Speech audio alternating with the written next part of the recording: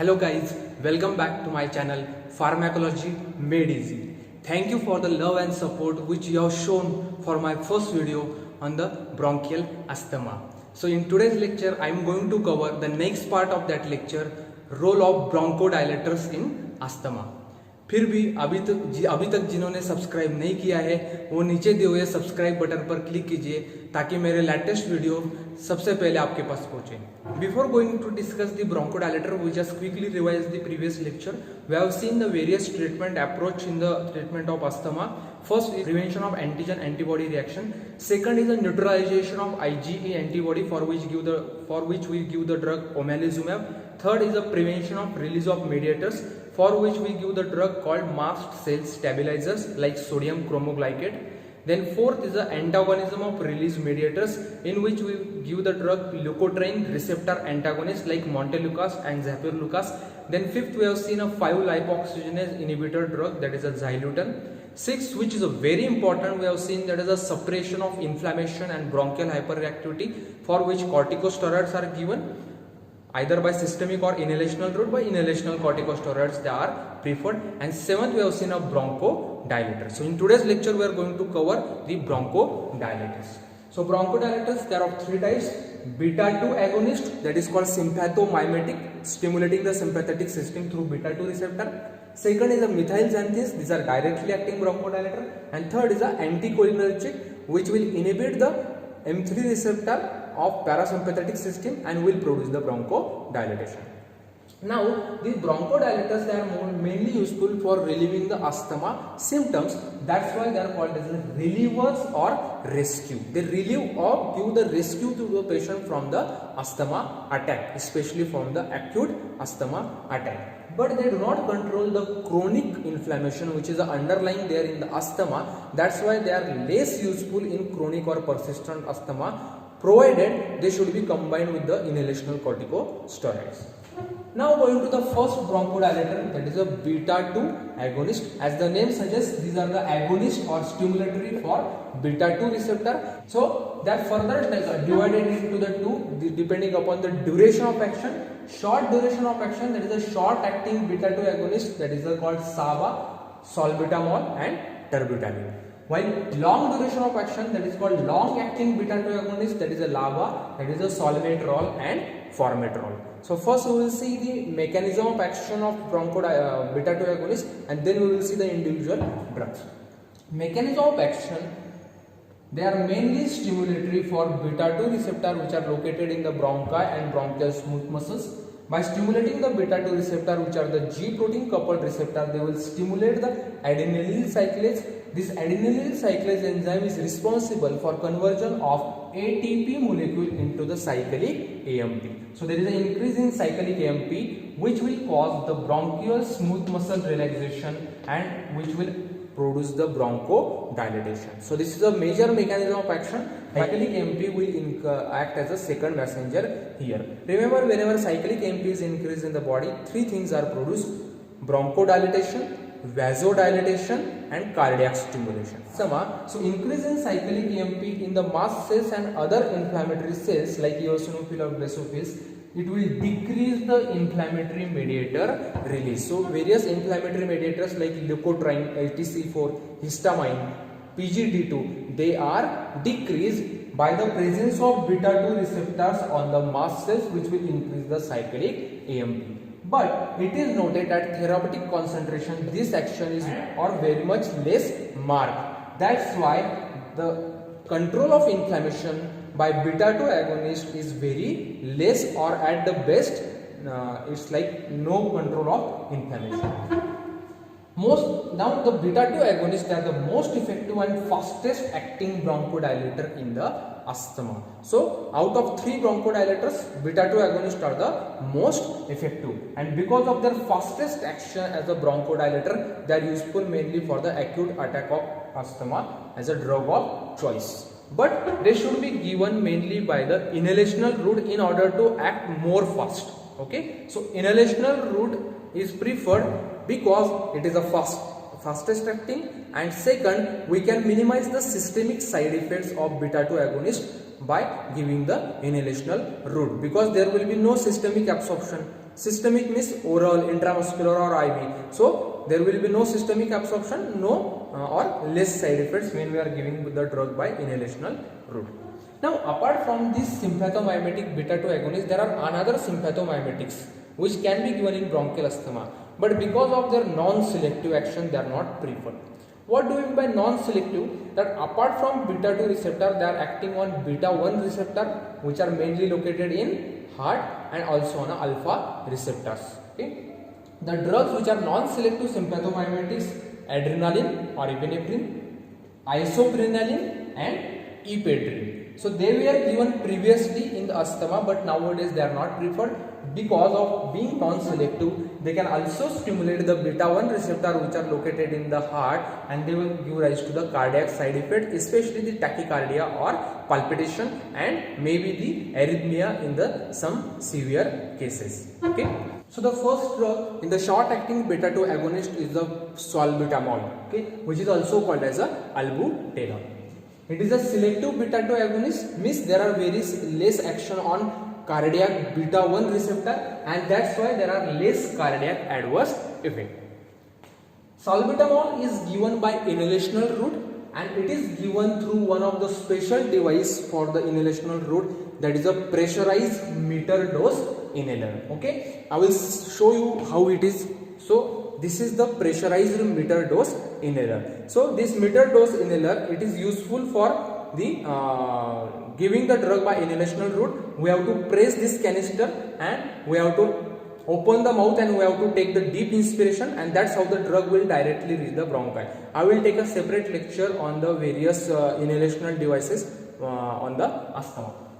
Then when we are giving by inhalational route, it will produce the bronchodilation within 5 minutes. Okay, and that's why the salbutamol is a drug of choice for acute attack of asthma, as it is producing the bronchodilation and may improve the patient's symptoms within 5 minutes.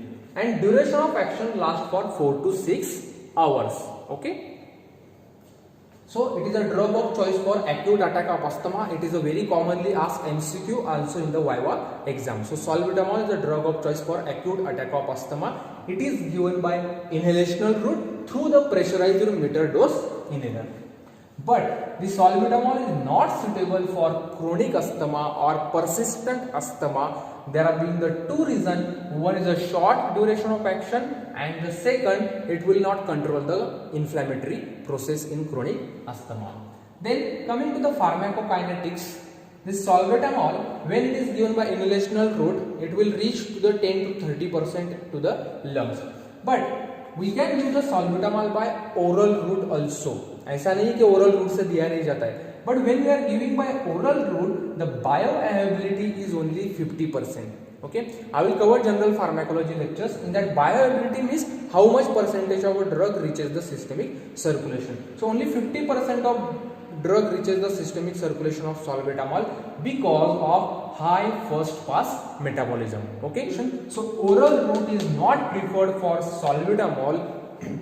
In fact, it is reserved for the severe asthma patients. Okay, in a severe asthma, when we have already tried the other treatment approach like long-acting beta-2 agonist or inhalational corticosteroid, and still the patient is not relieved, so we can use this oral beta-2 agonist as an add-on therapy. Okay, in severe asthma patient, or in a patient who cannot correctly use the inhalers. Remember, inhalational technique requires some special precautions or some skills to properly use that. So any elderly patients or the children, they are not able to use it properly, so we can give the oral route in those type of the patient. Otherwise the inhalational route is preferred. What is the dose of salbutamol? It is 100 to 200 microgram by inhalational route. Microgram, very less dose, not milligram or gram. Okay, especially the salbutamol comes in a dose of 100 microgram per puff. Now what is the meaning of puff? I have shown you this meter dose inhaler. So whenever we are pressing this canister for one time, it is called as a one puff. So how much content is present in one puff of salbutamol? Generally 100 microgram. So such a 100 microgram one puff can be taken for acute attack of asthma. It can be taken 2 to 4 puffs, not more than 4 puffs generally, at a same time for relieving the acute attack of the asthma. The popular brand name of salbutamol is Astelin. Okay.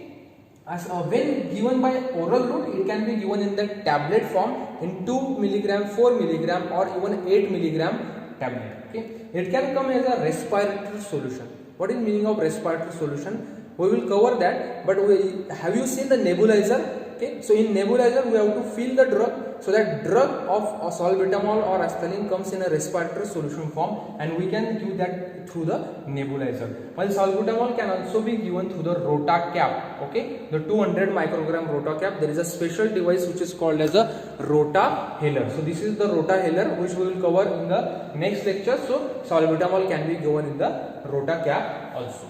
Now coming to the side effects of salbutamol, which is commonly asked in the Viva and MCQ also, especially there are 3 T. Okay, so to remember the side effect of salbutamol, T. First T is a tremor, that is a muscle tremor. Okay, this is the most common dose related side effect of salbutamol that is commonly asked MCQ because of stimulation of beta 2 receptor present on skeletal muscles. So अगर आपने देखा होगा जो patients asthma के बहुत long time तक एस्टेलिन लेते हैं उनको muscle tremors is a very common side effect which is observed. Okay, second side effect of salbutamol is a tachycardia or palpitation. Remember, because of the beta 1 stimulation. Now we are already seeing that it is a selective beta 2 agonist. So how it is possible? So though selective, but it can stimulate the cardiac beta 1 receptor to some extent and it may cause the tachycardia or palpitation. Remember, this tachycardia or palpitation, though it is because of direct action of beta 1, it can be reflex tachycardia because salbutamol and beta 2 agonists are causing bronchodilation. And apart from that, it is causing vasodilatation. So by causing vasodilatation, they will cause fall in the blood pressure, which will cause reflex tachycardia. Third side effect, as such it is not a side effect, but it can happen, that is a tolerance. Okay, and another side effect of salbutamol is hypokalemia, that is a decrease in potassium level in the blood, and this hypokalemia is mainly because of increase in insulin secretion.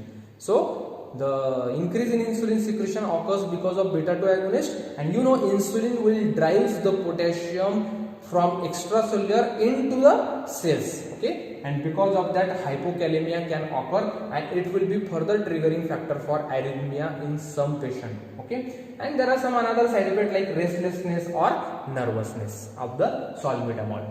Next drug is a terbutaline, which is also short acting like salbutamol. So it is similar in all aspects with the salbutamol. Regular use of short acting beta 2 agonist. What do you mean by regular use? When you are using for more than thrice weekly, it may cause down regulation or desensitization of beta 2 receptor. What is meant by down regulation? The receptor density will become less, and desensitization means beta 2 receptor will not be responding to the short acting beta 2 agonist.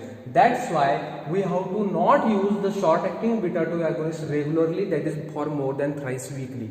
In fact, whenever we have to use for more than thrice weekly, it is an indication to start with inhalational corticosteroids plus or minus long acting beta 2 agonist. So in such a patient, we have to see that asthma has progressed to the chronic or persistent stage, and it should not be controlled only by short acting beta 2 agonist, and that's why we have to start with the anti-inflammatory drug inhalational corticosteroid. Short form is ICS plus or minus LABA. Okay, so SABA, they are taken only on as an needed basis, and they are not taken as a regular drug. Okay, only for episodic or intermittent attacks of asthma, especially for acute attack of asthma, we have to take the short acting beta 2 agonist, and not for chronic or persistent asthma. And the second thing is that safe during the pregnancy. It is asked as an MCQ, which are the bronchodilator which can be preferred for acute attack of asthma in pregnancy. The answer is same, that is salbutamol. Okay, the only thing where there are two different answers, if we have to prefer the bronchodilator during labor, when the delivery is actually happening, then because of beta 2 agonist they can relax the uterus. Instead of beta 2 agonist, we have to use the anticholinergic drug like ipratropium bromide. So they are become the drug of choice for acute asthma attack during labor. While acute asthma attack, if the patient is already on beta blocker therapy, okay, remember beta blocker, the beta receptors are already blocked, so there is no use of giving salbutamol. So acute asthma attack in a patient who is on a beta blocker therapy, again the answer is anticholinergic drug ipratropium bromide by inhalational route.